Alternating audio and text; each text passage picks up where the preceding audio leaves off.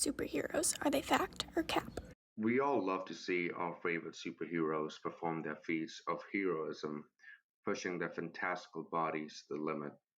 Some people relate closely with their favorite superheroes, and we love to watch them save the world, sometimes the entire universe.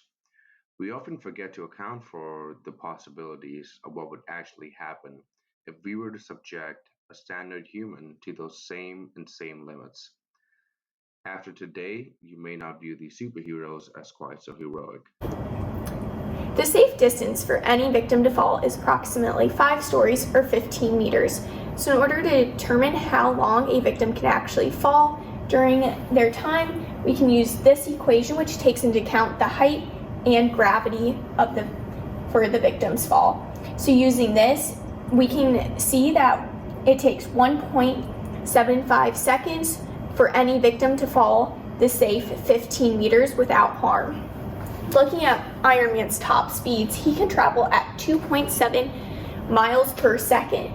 If we multiply that by the 1.75 seconds, Iron Man must be in 4.725 miles from the victim in order to reach them at the time without harm. However, we do need to take into account that he does need to decelerate, but if he can decelerate in enough time, he would be able to save the victim. Let's say our victim is 70 kilograms and Superman is 100 kilograms. Our victim is falling on top of a building for 2 seconds. That leads us to a speed of about 19.59 meters per second. Superman at 1% of his max speed is about 32,000 meters per second. Let's solve this in terms of momentum first. Momentum equals m1v1 plus m2v2. That gives us a momentum of over 3 million kilogram meters per second. Putting that in terms of force, momentum over time, we get a force of 1.6 million newtons. 1.6 million newtons is an absurd number.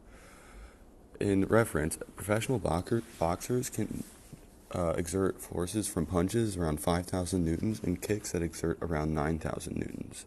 This is definitely enough to break human bones, with the human femur breaking at only 4,000 newtons.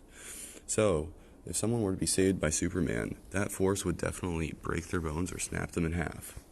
Another superhero to look at is the Flash, who has a top speed of around 8.3 million miles per hour, which is an insane number. There's only one equation that we really need to look at when it comes to the Flash and the forces that he'll have to put his own body through, and that's force equals mass times acceleration.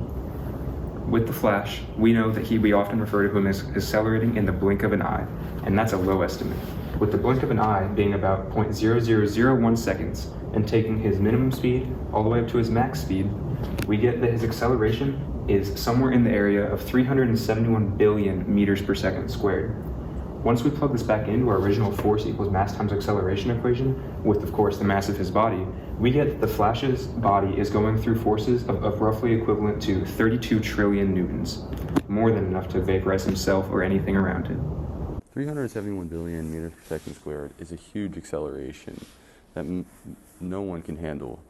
The highest ever recorded acceleration on the human body was about 40 Gs, or 400 meters per second squared. And in terms of what a normal human can endure before passing out, that depends on the position of the body, but most times that's about 10 to 12 Gs. So in conclusion, superheroes are cap.